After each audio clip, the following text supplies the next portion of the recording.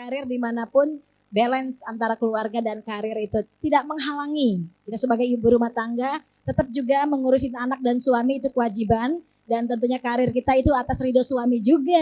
Iya. Ibu, satu lagi deh. Siska pengen tahu, biar ibu-ibu di sini termotivasi, kata-kata apa buat ibu-ibu di sini selain tadi yang berlian tadi ya. Maksudnya gini, kadangkala ada yang merasa, aduh aku kayaknya sudah deh sampai di sini aja karirnya. Sempat begitu kan. Nah ini biar ibu-ibu tetap masih berkarya dan berkarir. Motivasi buat kita di sini Ibu. Memang sempat di tahun-tahun, karena saya tuh sudah 33 tahun berkarya ya, pasti ada jenuhnya.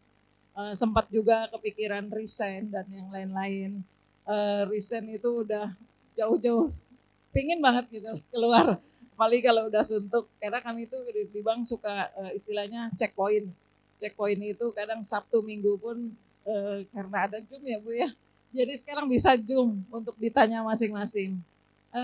Kata-katanya sih motivasi untuk saya juga gitu ya. Untuk kita semua. Untuk semua sampai bisa di saat ini. Jadi setiap ada kesempatan apapun itu saya harus ambil dan saya harus berikan yang terbaik. Contoh seperti ujian-ujian dan yang lain-lain, mungkin malu saya sama ibu, ibu yang sukses. Jadi kalau misalkan setiap ada kesempatan memilih kandidat atau yang lainnya, saya itu pelajari semaksimal mungkin, belajar sampai malam walaupun sudah istilahnya sudah berumur ya, tidak lagi muda. Karena saya sebentar lagi juga pensiun, 2 tahun lagi. Itu saya belajar sampai pagi, minimal jam 12. Semua itu kata-katanya harus dihafal, titik, koma itu saya selalu menghafal seperti itu. Karena saya pernah terpilih menjadi tim ad hoc untuk mengajarkan anak-anak frontliner di seluruh BTN Indonesia. Jadi saya pernah keliling-keliling juga ke Medan, Malang, semua seluruh Indonesia. Dan alhamdulillah itu karena kesempatannya yang diberikan kepada saya pergunakan dengan sebaik-baiknya. Jadi gunakan kesempatan itu, jangan sampai melewatkan kesempatan, karena kesempatan mungkin tidak akan datang lagi ya. Kedua kepada kita. Itu aja. Ya, jadi intinya kita harus melakukan yang terbaik ya Bu ya. Betul. Dimanapun dan kapanpun. Dan beliau ini mentrainer ya untuk semua perbankan yang ada di BTN ya. BTN cabang-cabang se-Indonesia. Jadi ada yang kurang, ada yang perlu dievaluasi, beliau tugasnya. Betul. Jadi kenapa kalau kita ke Bank BTN itu customer service-nya ramah-ramah, ini beliau ternyata ya di balik itu semua. Luar biasa. Kasih tepuk tangan lagi dong buat Ibu Irma. Yang saat ini beliau sibuk loh padahal pada hari ini, tapi beliau menyempatkan untuk hadir di acara kita ya. Terima kasih Ibu sekali lagi atas motivasinya dan juga tipsnya untuk ibu-ibu yang ada di sini ya. Semoga kita bisa mengambil pengalaman dari beliau. Selanjutnya kita akan berbincang-bincang sama akademisi juga. Wah ini organisasi wanita dia semua yang sebagai leadersnya. Oke. Kita langsung aja sapa Ibu Dr. Insinyur Hajah Hanifah Handayani. Ibu gimana kabarnya hari ini Ibu? Alhamdulillah baik. Sehat Ibu ya? Sehat. Nah ini kita perlu gali lagi nih. Apa Bu, kita ini di sini sebagai ibu-ibu, emak-emak ya yang di rumah kadang-kala apa-apa ngeluh. Tapi saya lihat Ibu tuh happy aja gitu ya Bu ya. Jujur nih, Siska tuh bingung kok senyum aja. Padahal kemarin baru wisuda kan ITPB ya. Sekarang udah ada di sini. Nanti siang udah ada di mana lagi. Tapi selalu ceria. Selalu menampilkan juga yang terbaik. Nah ini Siska pengen tahu juga bagaimana ibu-ibu di sini juga bisik-bisik sama saya. Mbak Siska tanya dong sama Ibu Ketua GOW kita. Tanya sama Ibu kenapa dan bagaimana trik-triknya untuk bisa balance juga antara sebagai rektor ITPB, sebagai ibu rumah tangga dan juga sebagai pemimpin organisasi yang sebanyak ini. Ibu mengatur waktunya seperti apa Bu? Boleh tahu Bu? Kami persilakan. Terima kasih nih Mbak Siska. Pertanyaannya susah ya. Selalu happy soalnya. Jadi sebenarnya kita sebagai wanita itu adalah tumpuan problem. Betul kan Bu ya? Soalnya ya di rumah curhat pasti ke kita, ke emaknya. Iya. Belum lagi nanti di kantor juga curhat lagi gitu kan. Nah ya kita sebagai perempuan intinya ya satu itu ya harus kalau bahasa Indramayu itu dawa ususe. Kita sebagai perempuan itu harus panjang ususnya, dalam artian ya kita harus sabar dan ikhlas. Itu saja sih sebenarnya yang ininya. Jadi kita ya dimanapun ya sudah ini mengeluh ya senyum. Senyumin aja ya Bu ya. Ini tanya lagi ya Senyum kita lagi. senyum lagi. Karena ya memang kita sebagai perempuan itu kita harus bisa betul selain membagi waktu juga harus bisa betul menampung keluhan itu. Bisa dibayangkan mending kalau anaknya satu dua, kalau anaknya banyak semua kan tumpuan keluh kesahnya di ibu. Belum lagi suami juga pasti mengeluhnya ke istri juga. Gitu. Jadi ya harus dawa ususnya di situ. Harus dawa usus. Sabar. Oke baik, terima kasih Ibu ya.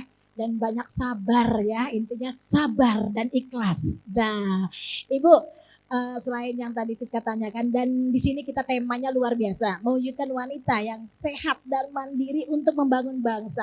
Kalau versi Ibu seperti apa Bu dengan tema kita hari ini? Jadi khusus untuk Indramayu nih, seperti yang tadi Pak Bupati katakan bahwa memang image-nya itu agak kurang baik. Itu saya rasakan betul-betul di saat saya masih sekolah. Jadi ini sedikit curhatan sedikit ya Bunda. Jadi saat saya sekolah, saya begitu lulus SMP, saya langsung ke Bandung. Nah waktu itu tujuan saya cuma satu, saya ingin menghapus image wanita Indramayu, sesungguhnya itu. Sampai waktu itu bapak saya kerja di Pemda ini nih, saya ingat kantornya sebelah sana, terus pindah ke sini gitu. Bapak saya keuangan waktu itu. Bapak saya tidak menyetujui saya itu sekolah di kota besar dengan alasan ya kalau perempuan nanti juga tidak jauh dari dapur dan sumur, katanya begitu. Tapi saya katakan walaupun tidak jauh dari dapur dan sumur, apa susahnya kalau saya pandai, saya bilang gitu. Nah, saya betul saat itu saya SMP, lulus SMP 2 itu, bapak saya karena tidak setuju istrinya itu sekolah di kota besar, ya sekarang saya menyadarinya kenapa bapak saya tidak setuju. Saat itu sih saya memberontak terus aja. Saya mengatakannya bapak pilih kasih. Itu orang saya mau tujuannya benar kok nggak boleh gitu kan. Tapi istilahnya untuk mendobrak itu sampai saya untuk ngurus daftar ke sekolah di Bandung itu saya urus sendiri. Jadi di sekolah saya kumpulkan dokumen-dokumen. Tinggal berangkat ke Bandung baru saya ujuk-ujuk ke kantor bapak saya. Ingat waktu itu pindah di sebelah sini. Pak, saya bilang anterin saya ke Bandung untuk tes. Itu saya ingat betul. Bapak saya terharu, akhirnya bapak saya, oke, kalau kamu memang punya keinginannya kuat untuk itu, oke saya setuju. Dan setelah selesai sekolah sampai SMA, kuliah, dan setelah kuliah itu banyak tawaran sebenarnya kerja di Jakarta. Tetapi saya menolak. Saya ingin di Indramayu. Ya. Bapak saya sudah nggak ada saat saya selesai. Kakak saya marah besar saat itu. Kata kakak saya, ingat betul kata kakak saya, kalau kamu ingin sukses harus di Jakarta, bukan di Indramayu. Begitu. Tujuan kamu sukses ya harus di Jakarta. Kalau ingin menguasai Indonesia harus di Jakarta. Beliau mengatakannya begitu. Tapi saat itu saya katakan, saya ingin menguasai Indonesianya dari Indramayu. Wah keren banget ya.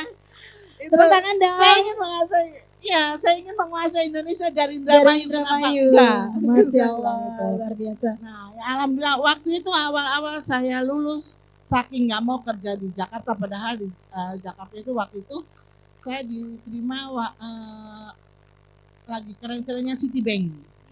Iya. Saya nggak mau itu. Saya milih jadi guru honorer di Karangampel.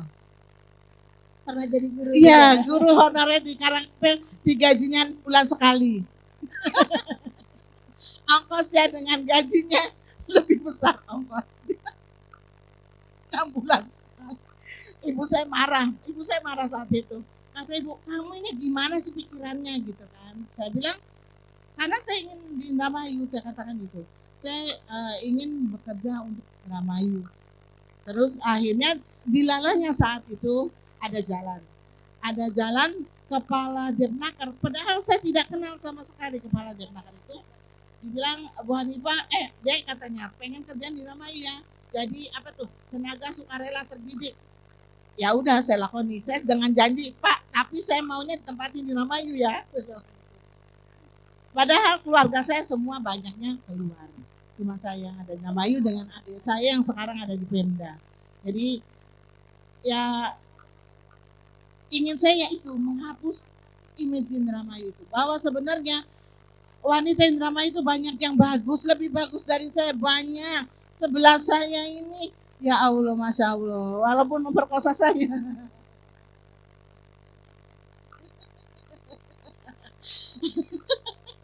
Dipaksa untuk di ketua GWA. Saya berpikir ya udah Bu, lama ya Bu ya, saya mengiyakan. 1 tahun saya diem aja, dia jawab-jawab. Karena saya berpikir apakah saya mampu untuk itu. Tapi saya pikir lagi lah, cita-cita saya dulu kan untuk menghapus image wanita Indramayu itu. Akhirnya saya katakan ke Bunda, ya udah Bun, saya bersedia untuk jadi ketua GO Indramayu. Saya ingin istilahnya wanita Indramayu ini adalah wanita-wanita yang hebat. Karena sejarah kita juga dari Endang Dharma Ayu adalah wanita. Wanita hebat, wanita pejuang. Tapi tenggelam seiring waktu. Nah sekarang saatnya wanita Indramayu bangkit kembali dan menghapus image bahwa wanita Indramayu kurang baik. Ya, alhamdulillah sih sekarang saya melihat banyak sekali wanita-wanita Indramayu sudah mulai mau berkibar. Dulu mengaku wanita Indramayu malu. Aku Cirebon. Nah, Cirebon. Bu bendera. Akunya Cirebon. Tapi saya tidak. Saya dari kecil saya bilang saya Indramayu. Walaupun sekarang saya tinggal di Cirebon, saya tetap Indramayu. Tetap Indramayu. Dimanapun berada ya Bu ya, Indramayu. Ya kasih tepuk tangan dulu dong buat ketua GOW kita yang sangat menginspirasi. Ibu-ibu semuanya mohon tidak meninggalkan tempat, acara kita masih berjalan dan tentunya masih ada door prize ya. Dan siapkan pertanyaan-pertanyaan. Setelah sesi ini kita kasih kesempatan ibu-ibu untuk bertanya kepada wanita-wanita hebat yang ada di depan kita ya. Nanti yang bertanya dapat door prize, dapat hadiah ya. Jadi jangan pulang dulu, nyesel banget. Oke. Ya baiklah, dilanjut lagi dan tentunya ada sosok yang sangat-sangat luar biasa menginspirasi kita semua dan beliau adalah Ibu Siti Rumina Sudiono dan tentu tidak asing lagi ya, beliau pengusaha batik Poman Indramayu. Dan Siska kasih tahu dulu nih, apa aja sih prestasi yang diraih beliau selama ini. Penghargaan Adikarya dari Bakorwil Cirebon tahun 1992. Tahun 1994 penghargaan Adikarya. Cendramata Wisata dari Gubernur Jabar. Tahun 1996 penghargaan pengusaha berprestasi dari Bupati Indramayu. Tahun 2000 penghargaan pengusaha berprestasi 1 abad Bung Hatta dari Presiden RI. Tahun 2002 penghargaan dari IWAPI berprestasi tingkat nasional dari Ibu Dewi Mote. Dan tahun 2004 penghargaan Golden Award di Amerika Selatan. Luar biasa, kasih aplausnya dong buat Ibu Haja Siti Rumina Sudiono. Ibu apa kabarnya Ibu hari ini? Alhamdulillah sehat. Baik. Sehat ya Bu ya, tetap semangat ya Bu ya. Semangat. Ini mohon maaf nih Bu. Walaupun udah tua. Harus dong Bu, tapi jiwa tetap muda ya Bu ya.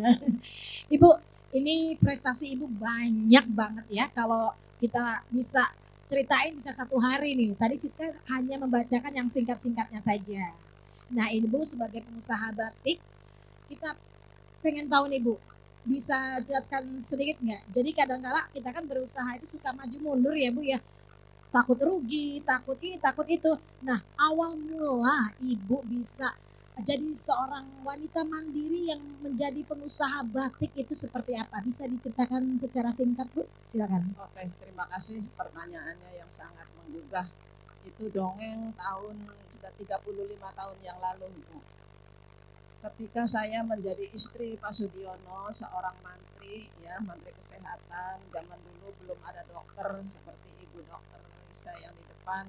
Sekarang anak-anak perempuan, laki-laki banyak yang jadi dokter. Dulu suami saya mantri di Rubung Pasien, terus terang aja sering disindir sama Pak Bupati Jahari, sama Pak Ope juga, mantri yang selalu di Rubung Pasien. Tetapi apa Bu, yang di Rubung Pasien itu selalu rugi sebenarnya. Kalau dibilang rugi, kalau kita tidak niat lillahi ta'ala, yang dilakoni, yang ditulungi itu pasien minus Bu. Di tahun 70-an itu pasien kebanyakan Hongarudin, anak yang busung lapar. Kenapa? Karena suaminya melaut, ya, ayahnya melaut, ibunya membatik. Nah, kalau suaminya datang dari laut, membatiknya berhenti. Sedangkan melaut waktu itu belum ada mesin, pakainya pakai layar. 3 bulan melaut, pulang tidak dapat apa-apa. Untung selamat, masih bisa sampai, masih ada nyawanya. Kebanyakan kerem, hilang nyawanya, hilang perahunya. Nah, itu di situ mulai orang butuh uang untuk berobat, itu tidak ada untuk berobatnya. Bawa batik akan ditaruh di Pegadaian. Nah, di situ saya mikir, kalau begitu tidak ada yang menjual hasil karyanya ibu-ibu membatik di rumah. Jadi saya harus berani menjadi ibu angkat. Kala itu saya awal dasarnya bermodal 2 lembar kain. Saya beli untuk ibu yang mau beli obat, untuk obatin anaknya. Lama-kelamaan saya hobi main tenis Bu, ini dongeng juga ya. Jadi 2 lembar kain itu saya bawa ke lapang tenis, saya tawarkan ke teman saya, laku. Lama-lama begitu saya belikan lagi, yang 2 itu jadi 3, terus yang 3 jadi 5. Oh, lama-lama jadi pedagang ini saya. Nah, di situ mulai Bu, saya tuh kerasa, oh dapat uang ya, orang dapat uang tuh begini. Nah itu Bu, ceritanya. Sambil ngasuh anak Bu, sambil nyuapin, kita bertetangga, nanya-nanya gitu. Jadi saya nol sama sekali, tidak bisa membatik dan tidak tahu sejarah batik. Jadi saya harus menjala kemana-mana. Nah di tahun 2000, kebetulan saya terpilih jadi ketua GOW, ya. Itu pemilihannya itu dengan voting. 36 saya mendapat 34 suara.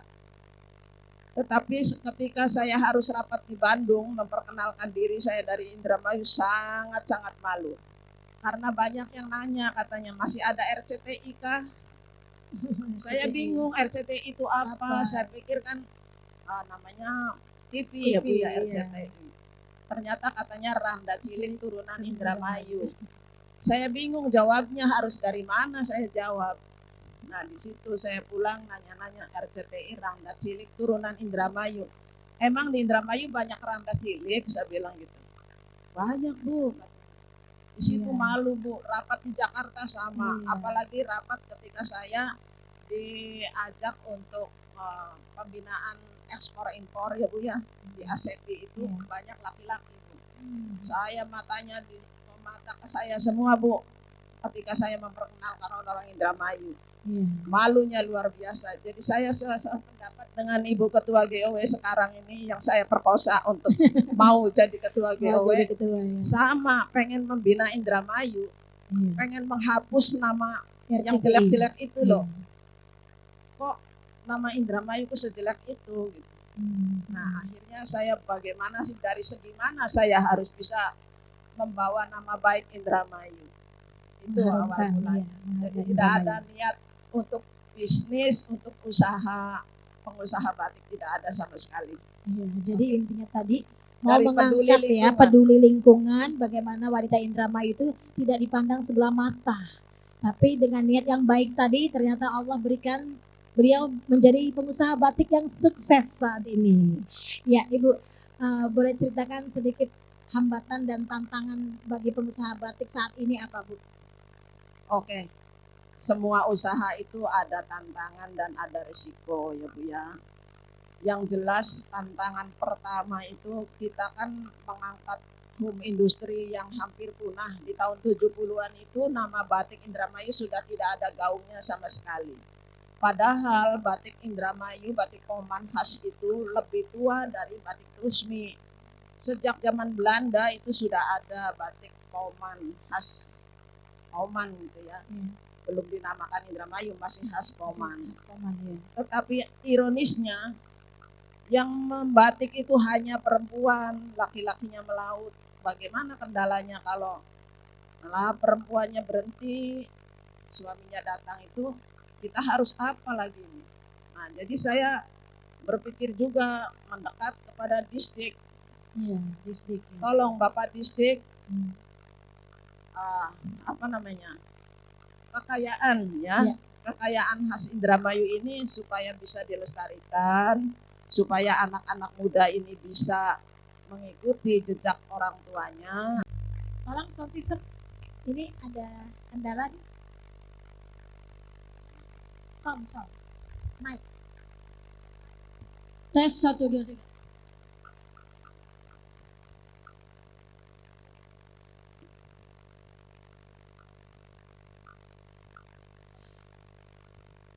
Tes. Baik, pertanyaannya bagaimana menjadi wanita yang sehat dan mandiri untuk membangun bangsa. Untuk sehat, terutama harus sehat fisiknya dulu. Kalau secara sehat fisik, kebetulan saya mantan atlet voli Porda sebelum waktu kerja di BTN.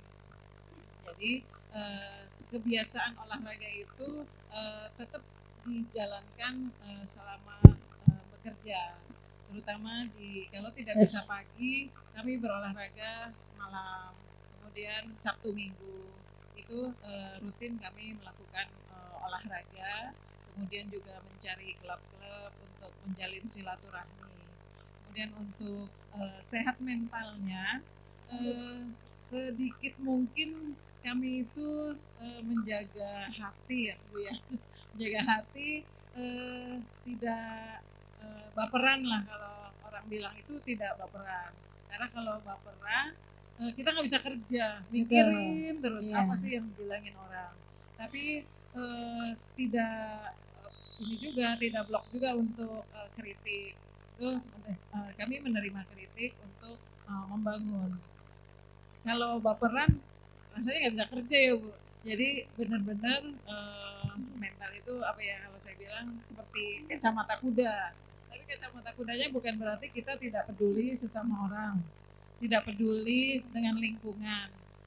Jadi harus banyak-banyak menyaring mana sih yang perlu, apalagi di usia sekarang. Saya lebih baik mencari kedamaian dibanding mencari perselisihan. Mungkin itu aja dari saya. Terima kasih. Kita tuh menghindari perselisihan. Jadi kita coba dengan berorganisasi ini menjadi bijak dan menjadi damai semua ya, mendamaikan semuanya. Baik, itu ya Bu Ayu ya, jawaban dari Ibu Irma. Dan berikutnya siapa yang mau bertanya lagi? Mohon dibantu panitia dikasih door prize tadi payung kepada Ibu Ayu, dikasih payung ya. Yang mau bertanya lagi Mangga Ibu, langsung ke depan. Yang ke depan siapa Ibu yang baju pink? Mangga. Bun di sini aja. Ya, nggak apa-apa, di sana aja Bu, selagi mic-nya bisa. Assalamualaikum warahmatullahi wabarakatuh. Waalaikumsalam warahmatullahi wabarakatuh. Nama saya Iwai dari perwakilan GOW Kabupaten Cirebon. Baik. Terima kasih sebelumnya saya sudah diberikan kesempatan dan hadir di acara pertemuan GOW di wilayah 3 Ciayu Majakuning, dan terima kasih juga buat bunda-bunda yang ada di depan, bunda-bunda hebat yang fight banget dari Indramayu ya Bun ya, semuanya ya Bun ya. Pertanyaan saya mungkin agak spesifik. Saya akan tujukan kepada Ibu Haja Sudiono. Kepada Ibu Haja Sudiono sebagai pakar batik ya Bunda ya. Kebetulan kami di Cirebon juga ada beberapa batik yang mumpunnya itu sudah kelasnya mungkin sudah sampai nasional dan internasional, alhamdulillah. Cuma yang saya ingin tanyakan, karena Ibu udah melanglang buana nih Bu tentang batik. Kami anak-anak muda itu mohon masukannya dari Ibu. Bagaimana para muda-mudi kaum muda itu supaya lebih mencintai batik itu triknya seperti apa? Untuk saya sendiri memang saya pecinta batik Bunda, sangat cinta batik sekali. Saya mohon masukannya dari Bunda, gimana ya trik-triknya supaya anak-anak muda itu lebih sangat mencintai batik atau berupa kegiatannya harus seperti apa Bunda? Itu aja Bunda. Terima Iya. kasih. Sepertinya pertanyaannya pas banget ya. Akan dijawab langsung sama pengusaha batik Ibu Haja Sudiono, akan dipersilakan. Terima kasih. Itu pertanyaan yang sekarang sedang booming, Bu. Bagaimana supaya remaja muda, terutama laki-laki remaja, Bu. Katanya kalau pakai batik kayak apa lebih? Pak Ustadz gitu. Lebih yang paling banyak. Iya. Nah, akhirnya saya membuat motif batik yang kira-kira anak muda senang. Ya, tidak disamakan dengan palebe. Itu Bu.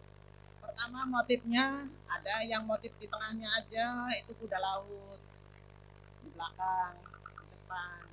Ada yang motif keris, depannya saja, yang lain kosong. Ternyata itu anak muda senang juga, suka. Ada yang saya gambar itu yang sedang tabrakan gitu. Ada patung, ini patung yang ada di Indramayu. Ya, patung Kijang, ada patung Mangga.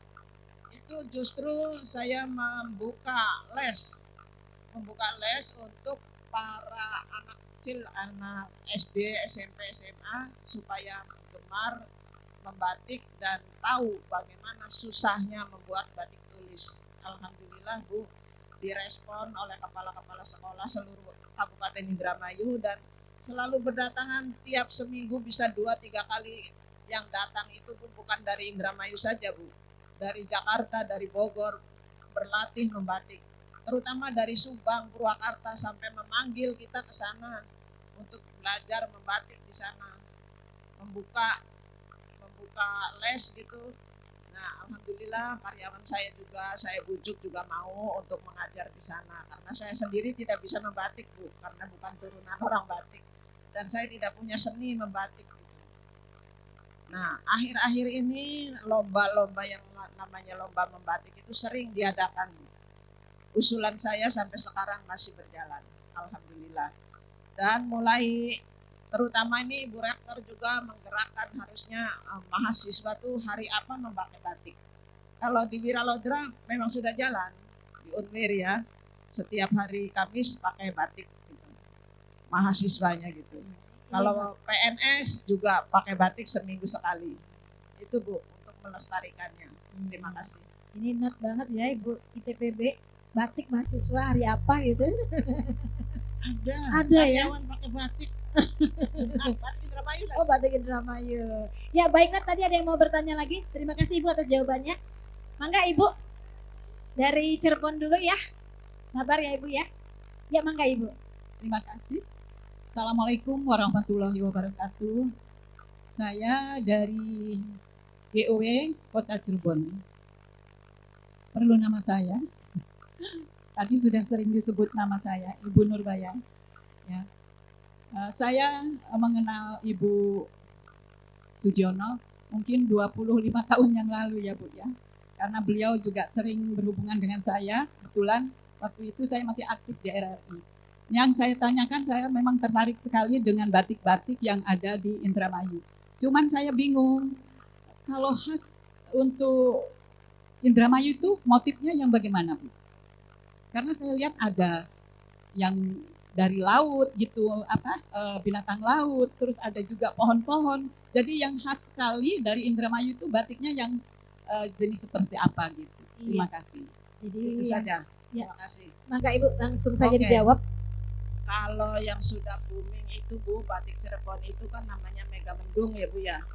Itu karena sponsornya itu ditempelin di kereta api, di mobil-mobil bus, di jalan-jalan trotoar, gambar Mega Mendung. Sebenarnya Mega Mendung itu bukan khas Cirebon, itu milik Cina. Katanya begitu Bu. Nah, kalau Indramayu, batik Poman Indramayu ini khasnya itu ada 50 yang sudah dihak paten. Maka batik Poman Indramayu menjadi pelopor di Jakarta itu di JCC terpampang gede banget Bu, sekali menghak paten 50 motif. Itu kekayaan batik Poman itu sangat luas. Karena apa? Yang tertuang di situ adalah sejarah-sejarah perjuangan, semua sejarah perjuangan. Ada tambahannya flora dan fauna pesisir pantai, ya. Maka tidak heran kalau batik Indramayu selalu ada serangga atau binatang-binatang kecil di laut, rumput-rumput di pinggir laut, tanaman-tanaman pohon-pohon itu jati, ya. Dulu kan ada namanya jati sawit, ada jati waringin, ada jati kembar. Itu tertuang di batik Poman itu ada jati rombeng, yang daunnya rombeng dimakan ulat. Itu Bu. Malahan dipakai seragam Dekranas provinsi waktu zamannya Gubernur Nuriana. Alhamdulillah yang dipakai adalah batik Poman khas Indramayu. Itu Bu, ciri Iya. khasnya. Ciri khasnya itu dari binatang laut, Bu. Karena kita ini pesisir ya, Bu ya. Jadi banyak hewan-hewan laut yang nempel-nempel di batik-batik Ya, Poman. bagus sekali memang Iya. ya kelihatannya. Kemudian masih saya tambahkan ya Bu ya. Saya usul nih Bu ya, karena Ibu juga sebagai penggagas GOW Ciayu Majakuning, saya juga memohon kepada Ibu mungkin bisa membuat motif khusus untuk kita wilayah Ciayu Majakuning GOW Ciayu Waduh, luar Majakuning. biasa nih, Gimana, Bu. Bu ya? PR lagi Terima dari kasih. Ya, Bu. Ibu Jadi Nurbaya. mungkin nanti masuk ada Mega Mendung, ada apa begitu. Iya, Pokoknya betul. dari 5 ini kita ya Sudah nanti masuk ada. semua. Luar Terima biasa. kasih. Alhamdulillah Ibu, bukan hanya GOW ya Bu ya. Orang DPRD Indramayunya sendiri Bu, pengen seragam batik tiap tahun pesen di saya itu tidak disamai dengan yang lain. Ya. Jadi saya mengatur karyawan ini coba dibikin sampel, terus nanti dipilih oleh penguasa DPRD ya. Tiap hari jadi nih seragam dari saya semua nih Bu. Itu berbeda-beda. Yang penting ada khas Indramayunya. Iya. Jadi saya membuat bermacam-macam Motif. yang belum dipakai orang. Hmm. Tapi ada ciri khasnya batik Indramayu. Iya. Jadi Terutama gagak pinansi itu tidak boleh lepas dari hari jadi Indramayu. iya, tepuk tangan dulu dong buat Ibu Sudiono, luar biasa pengusaha batik yang sukses ya. Ibu terima kasih. Boleh satu kali lagi saya ngomong. Mungkin Kayaknya dikasih belum puas. kesempatan sama yang lain. Sebentar aja, hanya usul aja. Ya, baik.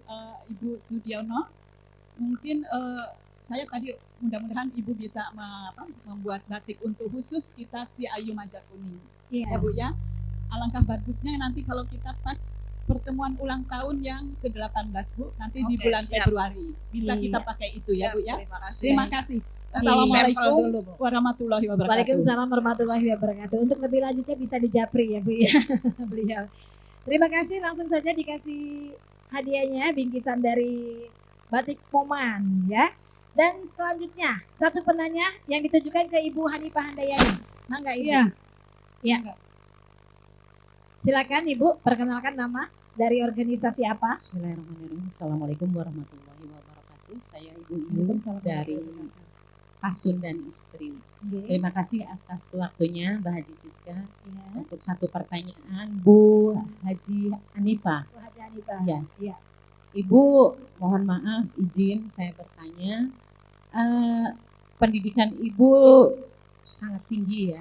Untuk ukuran kita wanita di Indramayu itu luar biasa. Hanya beberapa orang yang bisa sampai di levelnya Ibu gitu. Saya hanya satu pertanyaan. Bagaimana ketika Ibu di titik terendah sekali, entah itu dalam pendidikan anak-anak atau apa, sikap Ibu kepada keluarga terutama itu bagaimana? Biar saya bisa mengajarkan ke anak cucu saya. Terima kasih, itu aja Bu. Assalamualaikum Iya. warahmatullahi Terima wabarakatuh. kasih pertanyaannya. Langsung dijawab Ibu Ketua GOW kita Ibu Haji Hanifah Handayani. Tips titik terendah kita tuh harusnya ngapain sih? Terima Mangga, Ibu. kasih. Mungkin dalam kita hidup ya, kita hidup itu tidak selalu ada di atas. Kita semua mengalami titik gimana kita di titik zero. Saya ngalami betul. Dihujat orang, malah patung saya dibakar. Itu pernah ngalami. Difitnah habis-habisan saya alami itu. Tapi kita sebagai umat yang beragama, kita kembali ke Allah. Itu yang saya lakukannya. Waktu itu saya difitnah, terus terang saya kan kebetulan yang owner ITPB kampus Institut Teknologi Petroleum Balongan. Dulu namanya Kamigas Balongan. Saya difitnah bahwa kampus kami tidak mempunyai izin. Demo besar-besaran, Bu. Mahasiswa saya dibakar semangatnya untuk mendemo saya. Satu sisi saya sedih amat teramat sangat karena istilahnya saya ada izinnya, tetapi di saat itu mana ada orang percaya untuk saya ngomong itu. Semua menghujat yang bisa. Walaupun saya tunjukkan tetap tidak percaya. Akhirnya ya saya pasrahkan lillahi ta'ala. Saya pasrahkan ke Allah yang hanya istilahnya kita kembali ke Allah, kita sholat, sujud, itu yang saya lakukan. Saya tidak kedukun, enggak. Saya tidak menghujat orang yang memfitnah saya, itu juga tidak. Orang itu 2 kali menyakiti saya, 2 kali.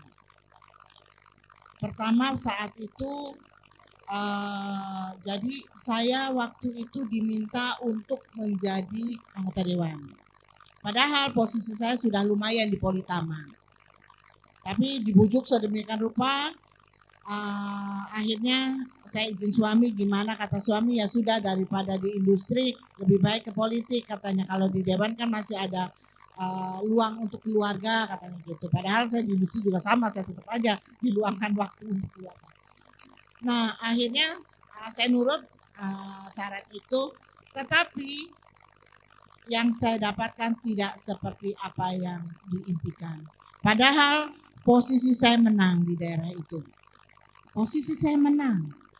Dan saya membantu daerah-daerah lain, malah saya ingat betul saya sampai membawa kiai dari Cirebon untuk istilahnya ikut kampanye ke daerah di Bama itu. 3 daerah menang dibantu saya. Tetapi yang didapat saya disingkirkan dan difitnah habis-habisan. Tapi ya itulah namanya suatu hidup ya, kita tidak tahu apa yang bakal terjadi ke depan. Apapun yang kita lakukan, kita tidak bisa begitu berharap. Akibat sering sekali saya terjadi demikiannya, dan selama ini alhamdulillah saya hanya bisa menangis ke yang di atas. Kalau di orang ini saya selalu senyum, Bu. Ya, senyum seakan tidak ada masalah.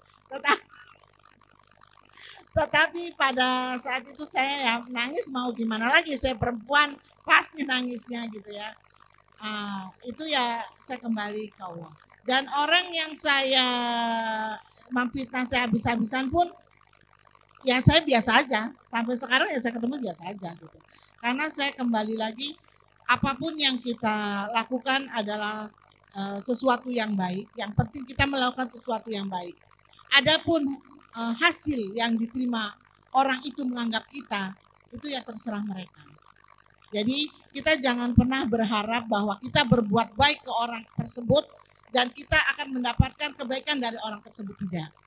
Itu yang saya inginkan. Jadi ya kita berbuat baik, selalu kita berbuat baik. Adapun orang lain menerima kita, ya monggo aja. Tepuk tangan dong, luar biasa sekali ya. Jadi kalau kita titik terendah itu kita langsung aja ya, mintanya nggak lain, hanya kepada Allah. Dan tentunya kalau kita ada masalah, memang kadang-kadang kita sebel ya Bu ya sama yang memfitnah kita. Tapi yakinlah, apapun itu yang orang sangkakan sama kita itu, kalau kita tetap niatnya baik akan berbuah kebaikan juga ya. Dan tentunya kalau kita berbuat baik, jangan mengharapkan lagi kebaikan sama orang yang kita buat baik tadi. Bisa jadi Allah kasih kebaikan-kebaikan di tempat yang lainnya dan dengan orang yang lain pula ya ibu-ibu ya. Oke Dan ibu-ibu ada semuanya tambahan nih. sedikit. Ada tambahan. Apa tuh Bu? Nah, tambahannya kita nggak boleh curhat di sosmed. Nah Ibu-ibu nih, ayo. kesel ke orang, kesel ke suami, kesel ke anak, ke teman, curhatnya ke sosmed. Jangan. sudah saja kita itu bagaikan segara, bagaikan lautan. Lebih baik ya kita simpan. Luar biasa banget ya. Tepuk tangan sekali lagi. Itu tadi tips dari Ibu Ketua kita GW Kabupaten Indramayu, dan saya minta satu kata lagi buat Ibu Haja Sudiono memberikan motivasi sedikit, Bu. Kalimat apa yang Ibu akan berikan kepada kita yang ada di sini? Intinya untuk membakar semangat kita sebagai pengusaha, sebagai ibu rumah tangga juga. Mangga Ibu, persilakan.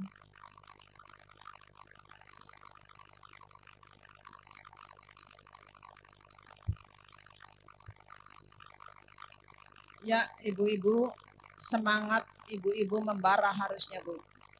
Kita sebagai istri, ya, pasti disetir oleh suami, ya kan? Tapi memang agama kita Islam memang harus begitu mengaturnya.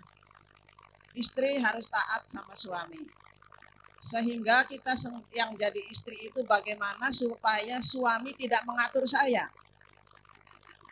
Ayo, bisa enggak ibu-ibu?